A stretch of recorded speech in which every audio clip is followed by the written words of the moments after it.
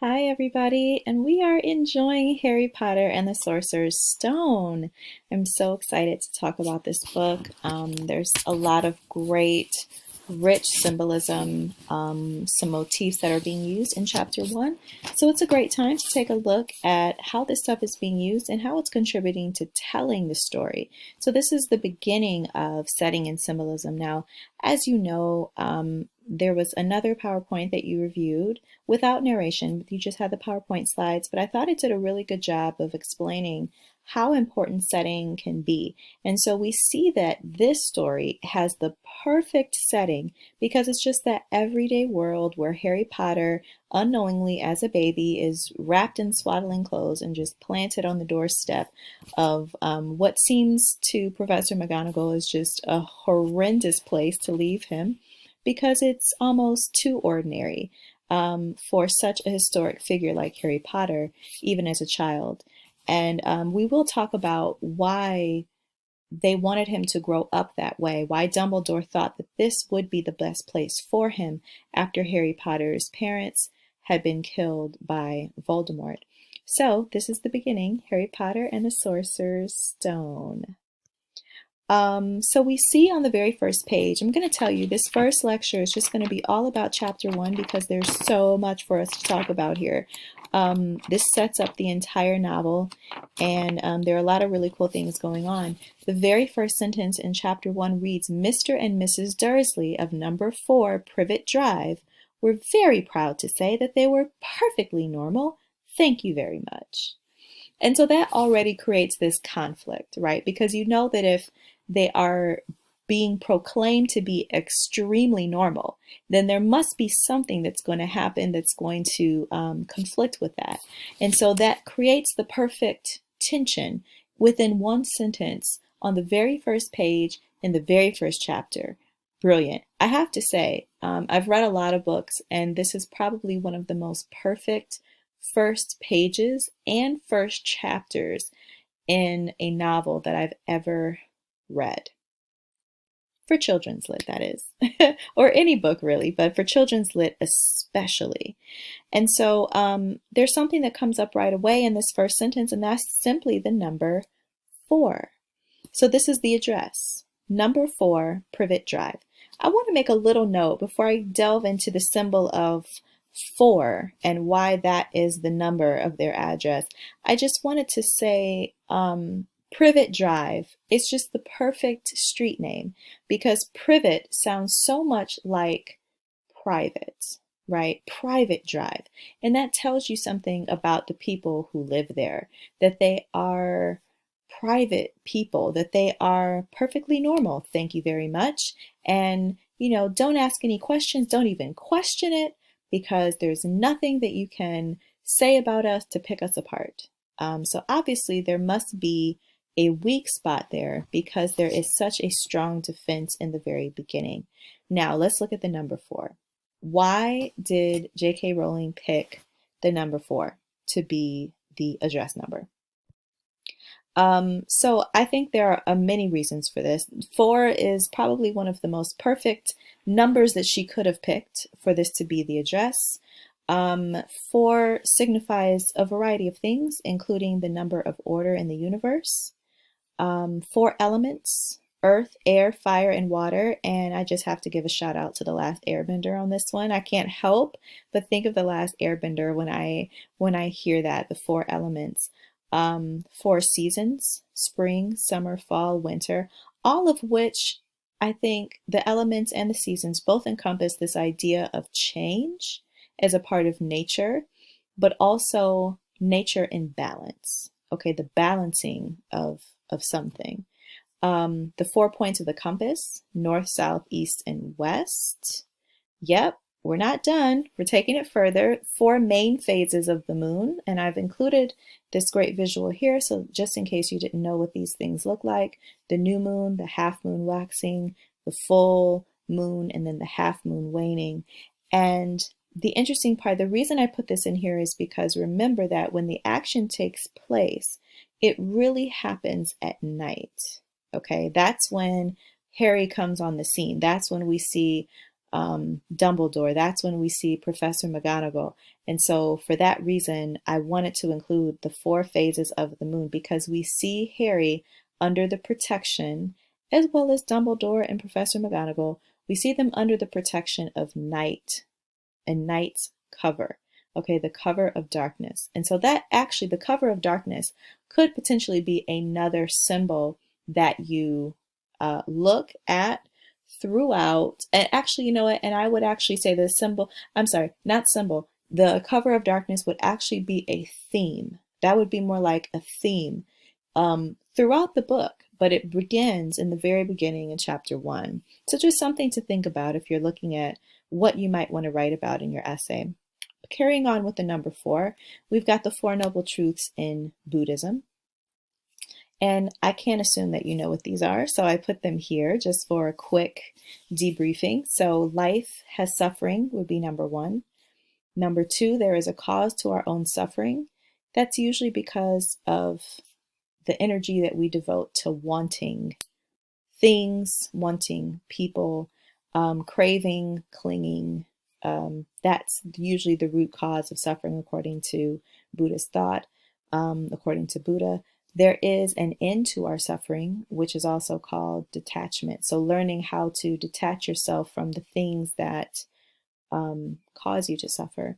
And then the 4th noble truth of Buddhism is the end to suffering is in the Eightfold Path.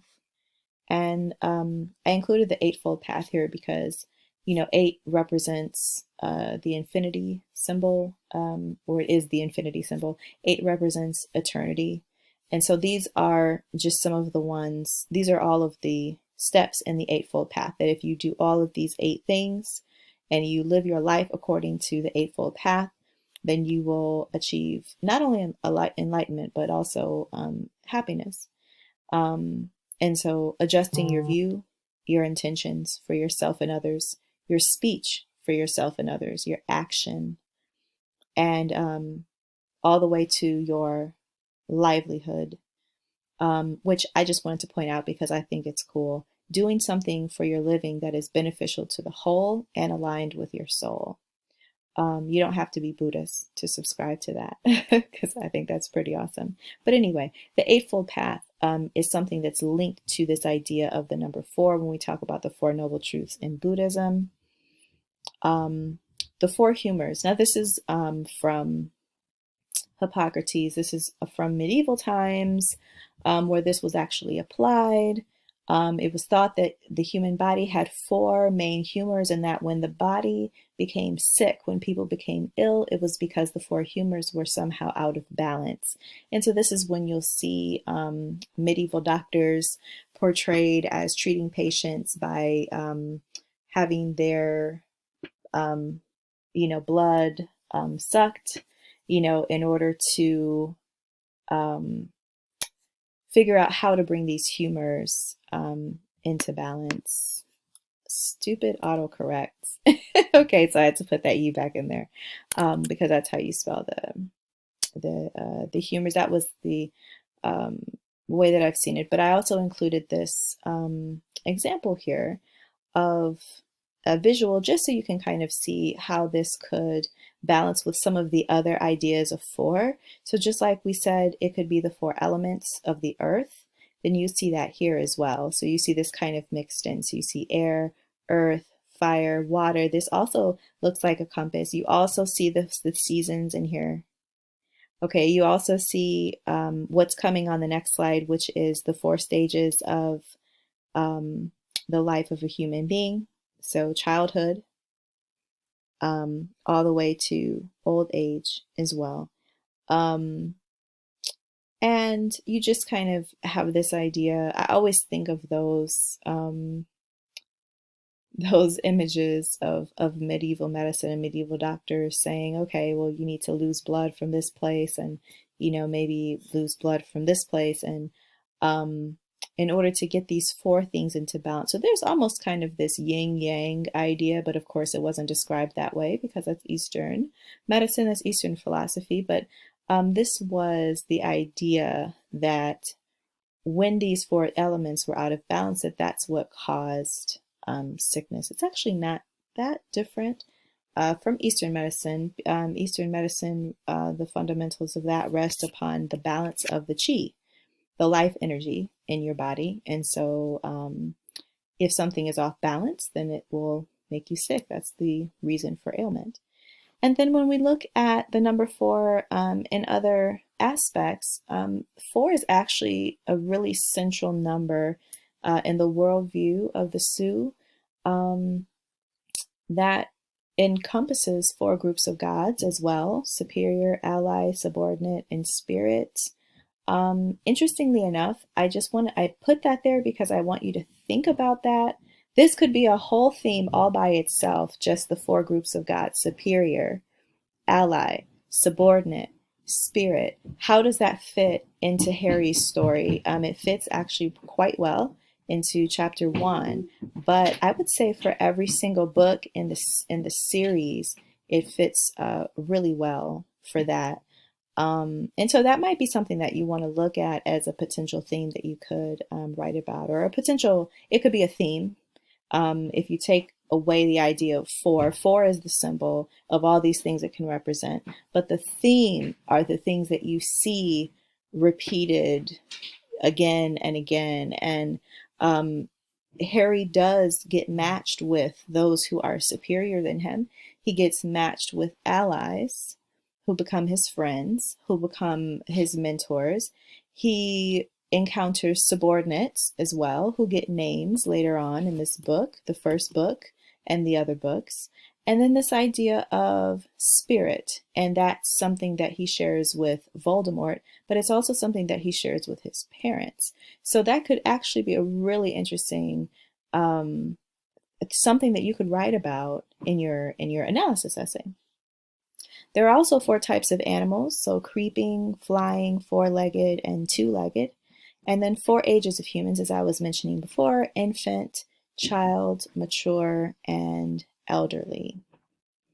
I had to put this in here because I thought that this might actually have real ties, and it just really depends on how well you know Harry Potter, how well you know the story. But if you can appreciate this at this point, great, but maybe you will gain a bigger appreciation of it later as we continue to read through the first in the series.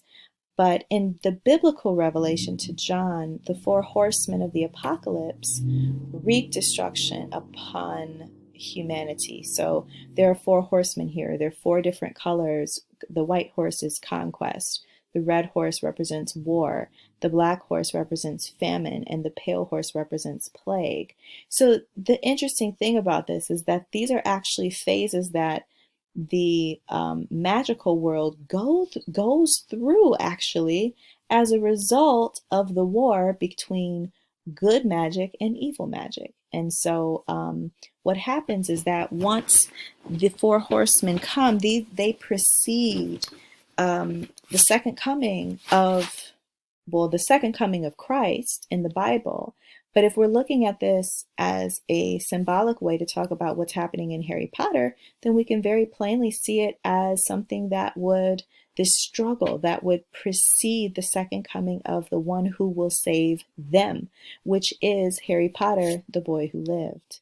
So I thought that that was an interesting note to make, looking at the number four and its significance there. So we get a little bit of characterization just on the very first page. Mr. Dursley was the director of a firm called Grunnings, which made drills. Okay, so automatically he's the director of the firm. The name of the firm is Grunnings. It sounds uncomfortable. It doesn't sound like an easygoing position. It doesn't sound like he's an easygoing guy. It sounds tense. It sounds intense. And we're reading in the very next sentence, it says he was a big, beefy man with hardly any neck, although he did have a very large mustache. And then Mrs. Dursley, we learned, was thin and blonde and had nearly twice the usual amount of neck, right? Which tells us that she's nosy because she uses it craning over garden fences, spying on the neighbors.